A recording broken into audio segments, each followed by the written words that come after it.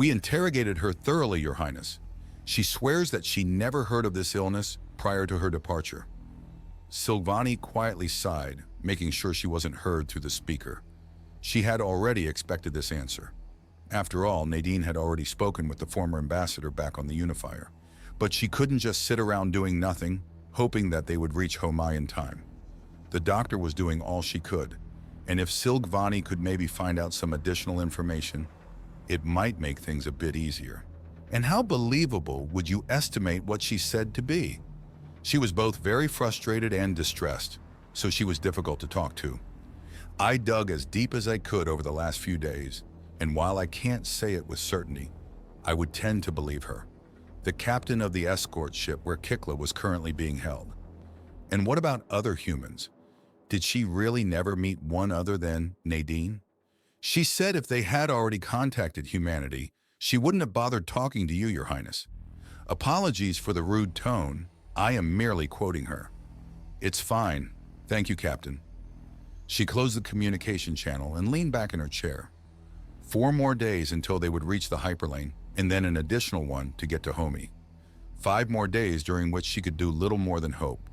The concept of a morning was fairly relative when in space.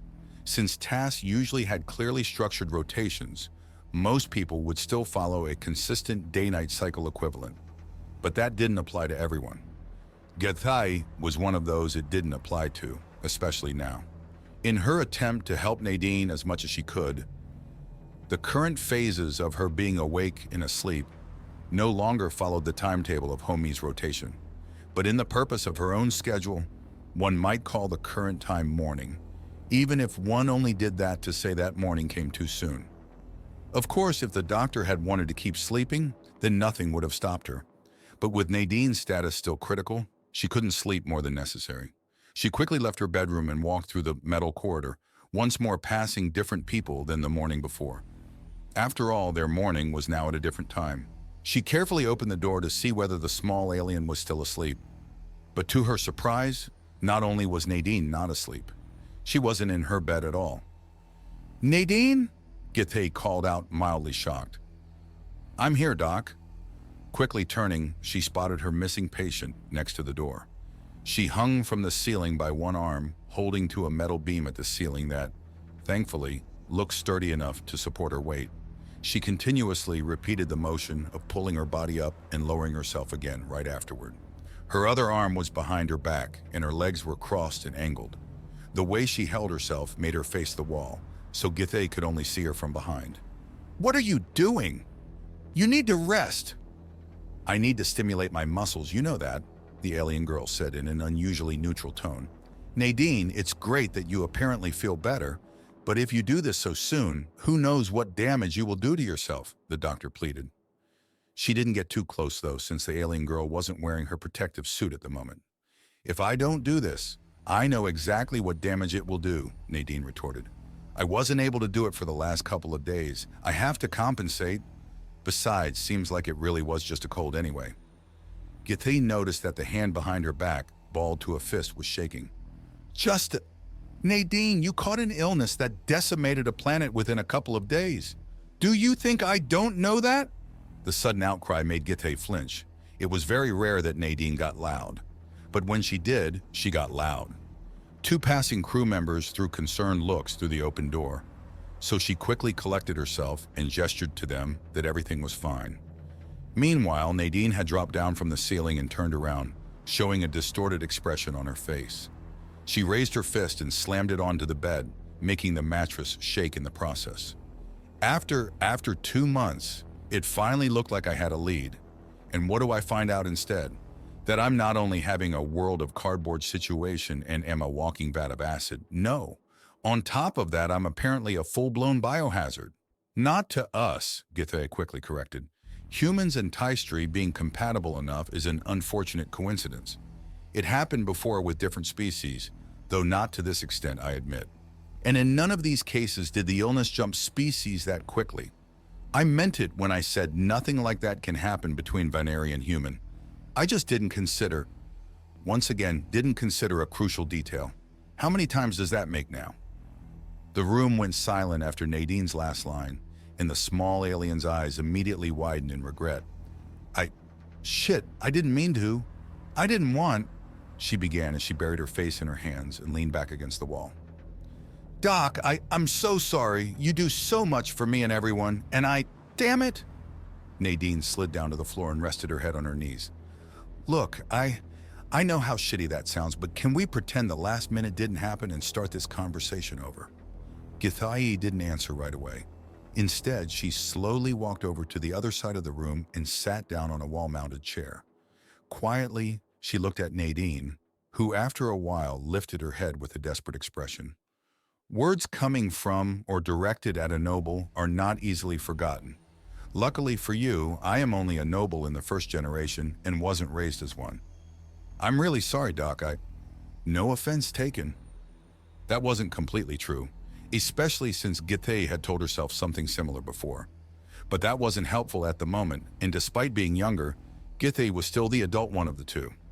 I know this is a difficult situation for you, but you should mind your words more, especially when outside the palace. Her Highness and the Lord General are not representative of your average nobles, just to have it said. But more importantly, what makes you so sure you are fine? This isn't like with the ethanol. You literally looked like you were on the verge of death over the last few days. Nadine shrugged. Not sure what I can tell you there, but this is fairly normal. I mean, I did get hit with a pretty nasty one and I felt like shit, but it was still somewhat normal for a cold. Still assuming it was one. There are much worse illnesses. A few days with fever and a runny nose is kind of the bottom line. So, that's it? After a few days in a state like that, you just are suddenly fine again?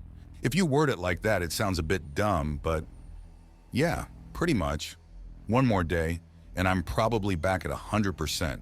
It's nothing noteworthy. It's common for a human to catch a cold once or twice a year. If you're healthy, it's not really something to fear. I never thought it would be like the Black Death to others. She once more buried her head in her arms. How did? We can figure that out later. The more pressing issue is how to stop it. Nadine looked up again, shifting her expression to one that included her eyes being more narrow. Yes, you're right.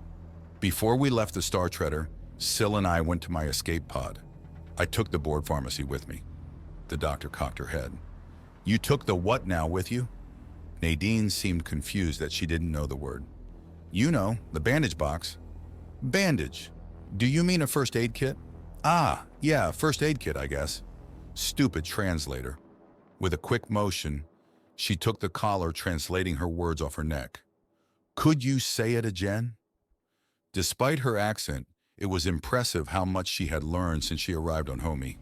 She could likely even get rid of it in the near future, considering she was able to hold her speech in the courtroom nearly without it after rehearsing often enough. First aid kit, the doctor repeated. First aid kit. Okay. She put the translator back on. This thing gets pretty wonky when I use words you technically have, but not use in a particular context.